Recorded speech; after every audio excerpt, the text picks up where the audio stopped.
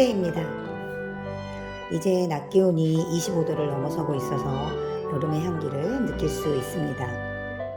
그래도 아직은 햇살 받으며 걷기 좋고 스치는 바람을 상쾌하게 느낄 수 있습니다. 텃밭의 토마토는 한 가지에 대여섯 개의 아기 초록 토마토가 달려서 빨갛고 노랗게 익어가고 있고, 그 옆에 고추도 꽃이 떨어지고 작고 여린 열매가 달리기 시작했습니다. 상추밭은 하루가 다르게 무성해지고 있고요. 물만 주어도 잘 자라주는 초록이들에게 감사하며 하루하루 초록이들을 관심 있게 지켜보고 있습니다. 책들의 한 주간 활동 소식을 전해드리는 하늘쌤 라이브 123봉을 시작해 보겠습니다. 도서관 소식입니다. 첫 번째는 도서관 데이입니다. 6월의 첫 도서관 데이가 지난 금요일에 진행되었습니다. 5월 달에는 자유 책 읽기를 진행했고, 6월 달에는 읽은 책에 나만의 색을 입혀보고 있습니다. 같은 도안이지만 우리 친구들은 각자의 색으로 모두 다른 그림을 여리디 여린 손으로 완성해가고 있습니다. 6월 한 달도 우리 친구들과 함께 할 생각에 입가에 미소가 번집니다. 친구들과 함께한 그림책은 뒤에서 책 소개해서 해드리겠습니다. 두 번째는 6월의 추천 도서입니다. 천연동 하늘쌤 작은 도서관에서는 매달 주제를 정하고 추천 도서를 전시하고 있는데요. 6월은 누리호 발사 성공을 축하하며 주제를 우주로 정하고, 성인 도서로는 칼 세이건의 코스모스를, 아동 도서로는 우주를 품은 아이, 조지의 우주를 여는 비밀 열쇠 1과 2, 그리고 퓨처 지니어스 우주에 대한 101가지 궁금증, 마지막으로 명왕성이 삐졌다고를 추천하였고, 유아 도서로는 우주에 누가 살아요? 와 우주 비행사가 될 거야를 전시하고 있습니다. 세 번째 소식은 책친구입니다. 5월 매주 수요일 2시와 4시 성인과 초등 2학년 학생을 대상으로 책친구가 4회 진행되었습니다. 5월은 작은 도서관 나를 찾고 우리를 생각한다 라는 주제로 활동했고, 5월의 활동 보고서와 6월의 활동 계획서를 작성하였습니다. 성인반은 한밤의 도서관을 읽어보고 작은 도서관의 현황도 알아보고 작은 도서관의 역할과 앞으로 풀어야 할 숙제 등을 이야기해보고, 작은 도서관에서 해보고 싶은 프로그램도 이야기하고 동네 고수들을 찾아보자는 등 많은 아이디어가 나왔습니다. 초등반은 지난주 성인반이 했던 고정순 작가의 시소를 읽었고, 함께 해야만 하는 놀이를 찾아보고 이기고 지는 것이 없는 게임이 있다는 말에 흥미를 느끼며, 누군가를 이기고 누군가에게 지는 것이 무엇인지에 대해 생각해보고 그때의 감정들을 이야기했습니다. 꼭 이기고 지는 것만 있는 것이 아니라 힘을 합치고 서로를 배려해야 재미있는 놀이도 있다는 것을 알게 되었습니다. 시소를 종이 접시로 만들어 보고 동그라미로 나와 같이 시소를 타고 싶은 사람을 표현하고 재미나게 시소 놀이를 진행했습니다. 6월은 성인반은 라떼 부르던 전래 동요를, 그리고 초등반은 함께 불러보는 엄마 아빠 어릴 적 노래를 주제로 4회 진행될 예정입니다. 볼거리가 아주 많은 요즘 골목길에서 들리는 아이들의 노랫소리가 사라지고 있습니다. 우리의 전래 동요와 그 뒷이야기를 찾아보고 함께 불러보는 시간을 가져보려고 합니다. 네 번째는 하늘쌤에 모여 켈리 친구입니다. 이번 주에는 꼬마 아가씨 두 분이 깜짝 방문하셨답니다. 화선지와 붓, 먹물을 자주 접하지 못하지만 우리 친구들의 창의력으로 그림도 그려 수묵화를 만들어보고 글씨도 써보았어요. 함께 오신 어머님들은 미안해서 안절부절 못하시는 게 안타까웠고, 하늘쌤에선 그렇게 안 하셔도 된다고 말씀드리긴 했지만 너무나 예의 바르신 분들이라서 아마 잘 안 되실 듯 합니다. 이번 주에는 지난주에 이어서 거너더러 먹어서를 써보았습니다. 한글이 참 예쁜 글자라는 것을 알아가며 초성, 중성까지 써보고 다음 주에는 종성까지 넣어서 한 글자를 완성하기로 하고 연습에 몰두하였습니다. 한 획 한 획 마음을 담아 정성껏 써보는 일은 마음 공부하기에 좋은 방법인 듯 합니다. 글자를 쓰는 동안은 다른 생각을 할 여유가 없거든요. 붓 끝에 정신을 집중하다 보면 어느새 1시간이 언제 지나갔나 싶어요.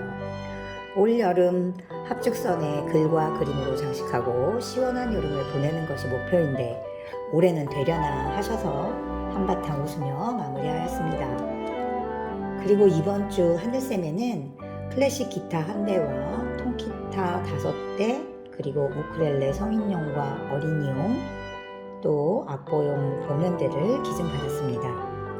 하늘쌤 작은 도서관 앞에 기타 교습소를 정리하시며 기증해 주시고 운반도 해주시며 오히려 고맙다는 말씀에 활동가들도 고맙고 잘 이용하겠다는 말씀을 드렸습니다. 조용해야 할 도서관과 기타 어떻게 이용할지 곰곰 생각해보고 있습니다. 이번 주 함께 하실 그림책은 도서관데이 선정 도서인 책 좀 읽자 제발과 책친구 선정 도서인 시리동동 거미동동입니다. 먼저 책 좀 읽자 제발입니다. SJ 폴의 작가님이 글을 쓰시고 엘리 선생님이 그림을 그리시고 배틀북에서 2011년 4월에 출판하였습니다. 글을 쓰신 SJ 폴의 작가님은 어린이를 위한 책을 쓰고 있으시며 그림을 그리신 RW 엘리 작가님은 어린이 책을 직접 쓰고 그리는 다재다능한 작가님이십니다. 100권이 넘는 어린이 책에 그림을 그린 작가로 발표한 작품으로는 잠 좀 자자 제발, 슬플 때도 있는 거야, 내가 화나는 건 당연해 등이 있습니다. 책 읽는 시간, 장난기 가득한 아이들의 세계를 보여주고 책 읽고 싶은 마음과 장난치고 싶은 마음의 끊임없는 충돌을 그린 그림책입니다. 아이와 호랑이로 대변되는 아이들 내면의 갈등을 유쾌하게 풀어내며 어른들에게 보내는 관심과 사랑에 대한 메시지를 전하고 있습니다. 유아들의 책 읽는 시간을 관찰하는 그림책입니다. 조용한 저녁 시간, 아이는 좋아하는 책을 펼칩니다. 그런데 좀처럼 책을 읽을 수 없어요. 왜냐하면 호랑이가 함께 놀자며 자꾸 귀찮게 하기 때문이죠. 호랑이의 짓궂은 장난은 멈추지 않고 이 둘의 실랑이는 계속됩니다. 그러던 어느 순간 호랑이의 두 눈에 책 속 장면이 눈에 들어옵니다. 그건 바로 자기와 닮은 장난꾸러기 호랑이 이야기입니다. 호랑이는 드디어 아이와 함께 신나는 그림책의 세계로 빠져들게 되는데 과연 어떻게 되었을까요? 어른 역할을 하는 아이와 아이를 닮은 호랑이의 모습은 읽는 이로 하여금 커다란 공감을 불러일으킬 수 있습니다. 바로 부모님과 아이가 책을 읽는 상황에서 벌이는 현실의 일상과 너무도 가까이 닿아 있기 때문이에요. 잠시도 가만히 있지 못해서 틈만 나면 딴짓을 하고 책을 읽는 척 하지만 사사건건 주변에 참견하는 아이, 바로 장난기 가득한 우리 아이들의 모습이죠. 그리고 이것은 엄마 아빠에게 끊임없는 사랑과 관심을 받고자 하는 욕구의 표현이었음을 동화책을 통해 알 수 있습니다. 어른 역할을 하는 아이와 아이를 닮은 호랑이의 모습은 정말 읽는 이로 하여금 커다란 공감을 일으킵니다. 두 번째 그림책은 제주도 꼬리따기 노래인 시리동동 거미동동입니다. 이 책은 권윤덕 작가님이 2003년 7월에 창비해서 출간하셨습니다. 작가인 권윤덕 작가님은 20년 전 그림책 시리동동 거미동동 작업을 위해 제주를 처음 찾아가셨대요.